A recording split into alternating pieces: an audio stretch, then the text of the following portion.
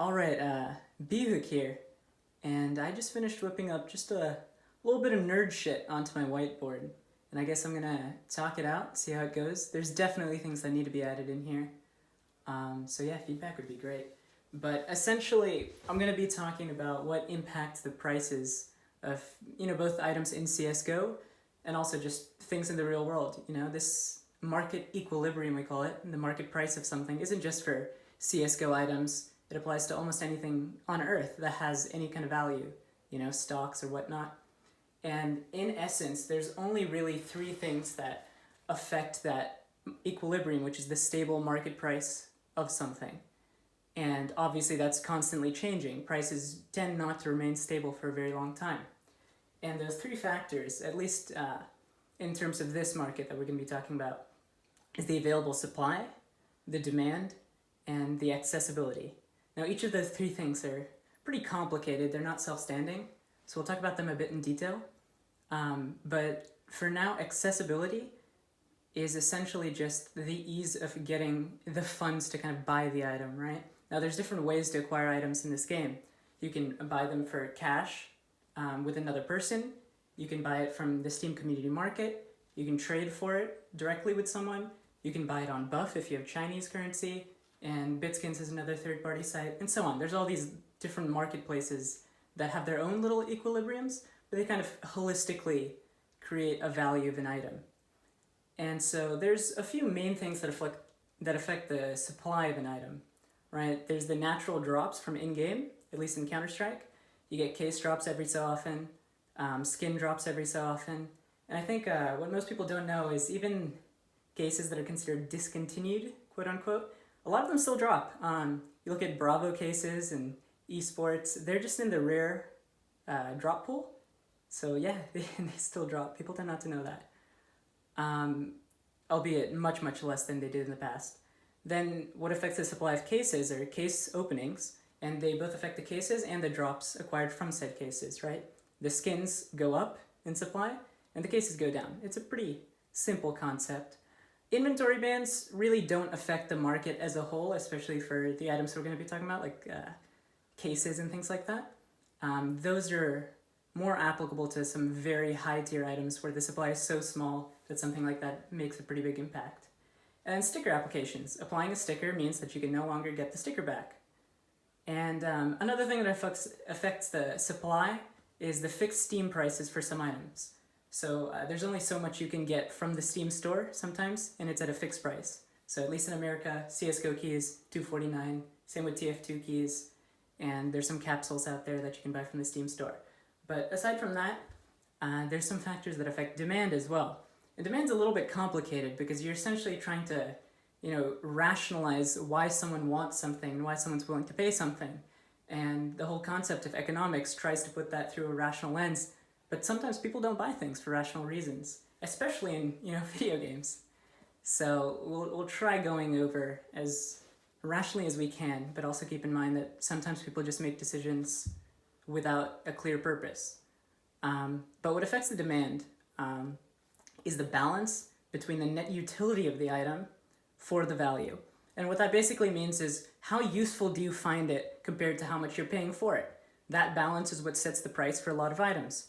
Right? If I'm getting my $5 worth out of this, iPhone case, then I'll get it, right? Same goes for skins. If I enjoy playing with it enough that I'm willing to spend $5 on it, I'm going to, right? If I'm not willing to spend $5,000 on it, I won't. Eventually, a stable market price arises for it. There's also other factors that affect how much people tend to want items. For example, the relative price to other similar goods. What that really means is, in the real world, there's something called substitutes, right? If oil suddenly went up, $1 million per barrel, we would start using different things at home, right? If butter was too expensive, we would use margarine, so on, right? If Cata 2014 holos skyrocket, then we have to ask ourselves, are there stickers that look just as good? Probably not, right? But if Cata 2015 holos are 10 times cheaper, are they 10 times worse looking? And if the answer is no, then Katowice 2015 holos have a comparative advantage relative to them. Therefore, it would be better for me to buy it rather than a 2014 holo.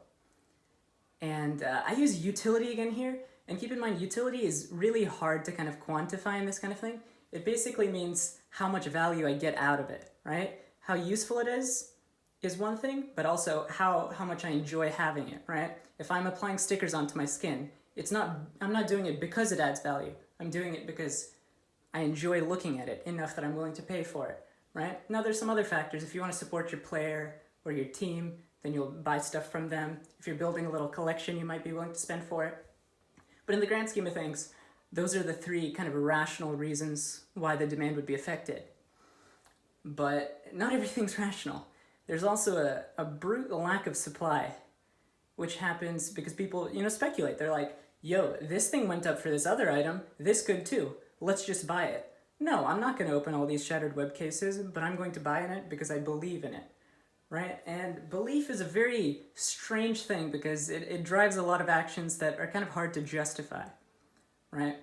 If I buy 1,000 shattered web cases and let's say everyone dies tomorrow, like nobody wants them anymore, everyone who played Counter-Strike just stops playing, there's nothing I can really do with it. I can't turn it into money. It serves no kind of real value to me. The most I can do is open it and get skins. And kind of that sets the baseline price for it. The price of the skins opened from the case affects how much the case would be at minimum. Now, cases are higher than that, especially for things like Shattered Web.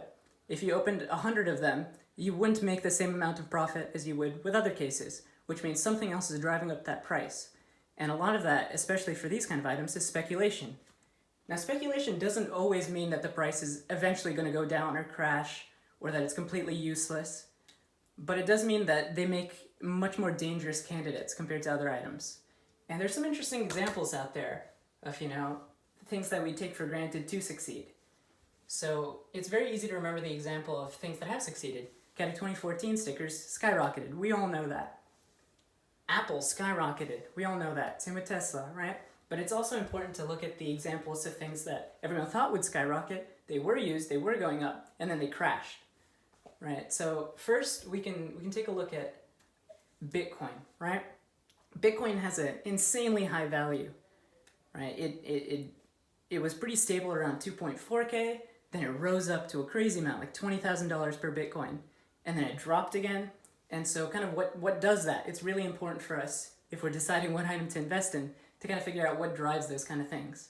Because Bitcoin's a pretty useful thing, right? You can use it to make a transaction that's kind of untraceable.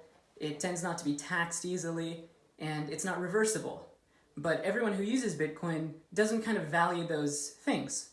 If the only people that used Bitcoin used it specifically for those purposes, the value of Bitcoin would be much, much, much, much lower.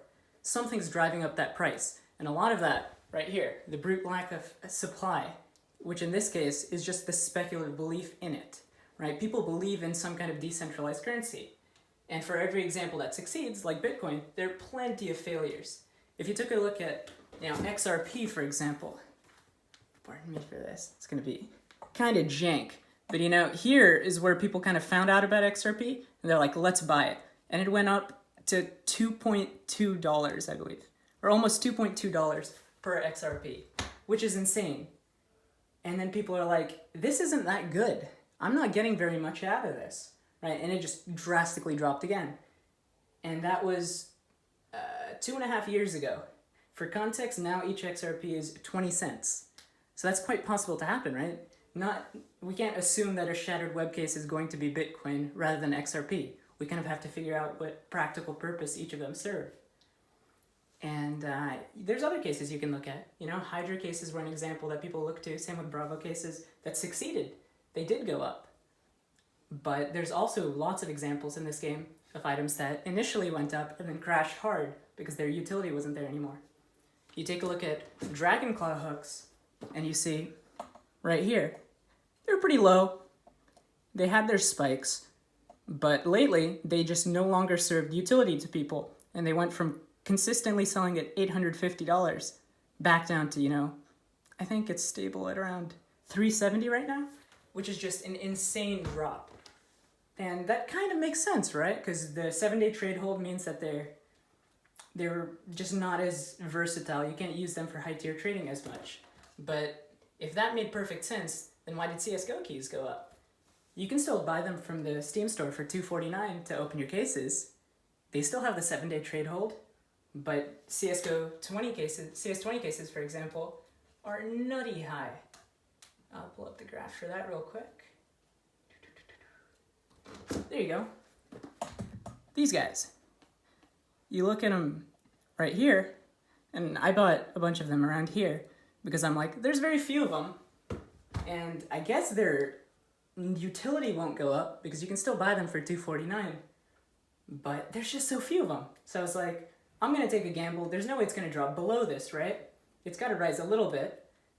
And when they made keys limited in that the new ones that are bought off Steam Market are no longer tradable, that changed the market a lot. And they instantly spiked, and they've been consistently going up ever since. But why aren't they like Dragonclaw hooks? And I think, personally, there are definitely other answers to this. I think a lot of this is just pure speculative belief. There's nothing really holding up the value at $7.50. People aren't using the ones that sell for $7.50 to open cases. And if they were, they're not financially smart to do so. And for that reason, we have to really figure out if the item that we're investing in is a CS20 key, or is it a Dragonclaw hook? Is it, example of a Gato sticker that had its own phases? Right here. Look at Hellraiser sticker, one of my favorite stickers of all time. People at around this time are like, oh my gosh, we believe in it. And it spiked up around August of last year. And then it dipped again. This wasn't like a one sticker sold thing. It was consistently going up in that, a couple days. And then it dipped. And then it was like up and down for a long time. And now it's respiked. Does that mean it's going to drop? Not necessarily, but it's important to look at the factors that go into each one and decide what caused those upward spikes. How do we know that Shattered Web isn't right here and it ends up going down here?